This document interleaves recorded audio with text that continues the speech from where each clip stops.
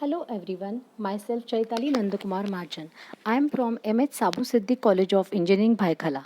Today my subject is GHG emission in water waste.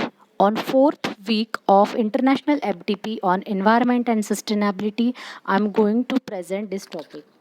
Before starting this topic, I will give you brief about week 1 and week 2. In week 1, I discuss a case study on the real-time water quality monitoring system using IoT. In week 2, I gave a brief idea about ISO, IEEE and industrial standard which are applicable to IoT, as well as what are the purposes of all these standards in IoT. Video outcome. In today's video, I am going to explain about GHG gas, reason for GHG emission, estimation of methane emission from domestic water waste, estimation of nitrous oxide emission from domestic wastewater. Before starting anything, first of all, you have to know what is GHG gas. It is a greenhouse gas that absorb or emit radiant energy within the thermal infrared range. The primary greenhouse gases in Earth atmosphere are water vapor, carbon dioxide, methane, nitrous oxide, and ozone. Reason for GHG gas emission. Unmanaged landfill sites and inefficient water waste treatments without methane recovery are the key sources to contribute to GHG emission from waste. Also, inappropriate waste management result in emission of GHG gas, contributing methane and nitrous oxide contributing to global warming.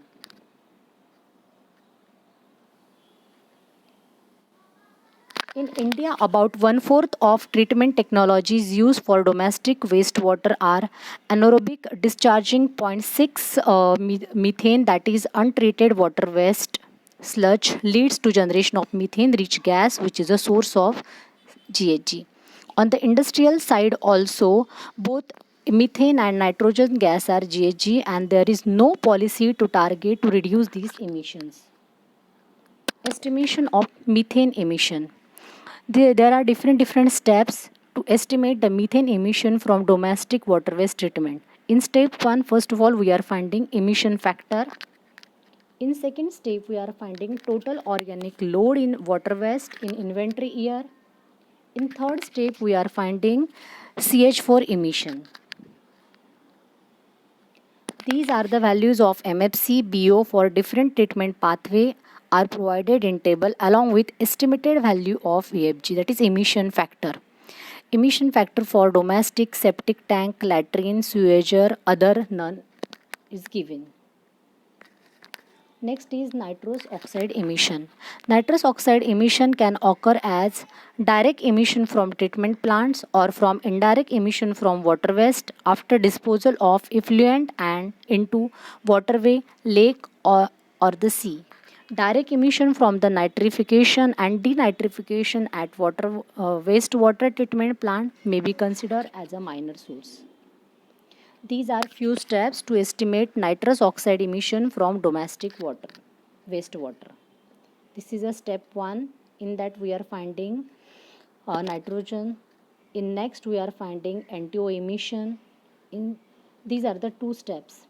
Now in this diagram we can see GHG emission pattern from wastewater sector in India from 2006 to 2013. In this graph, we can see carbon dioxide equivalent emission from wastewater sector or waste sector.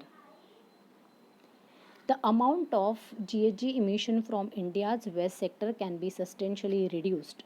Based on the review and modeling estimates, it can be concluded that diversion of organic waste from landfills towards treatment options, diversion of water waste from domestic sectors can help to reduce the peak GHG by 11.19% in 2021 and 29.89% in 2031.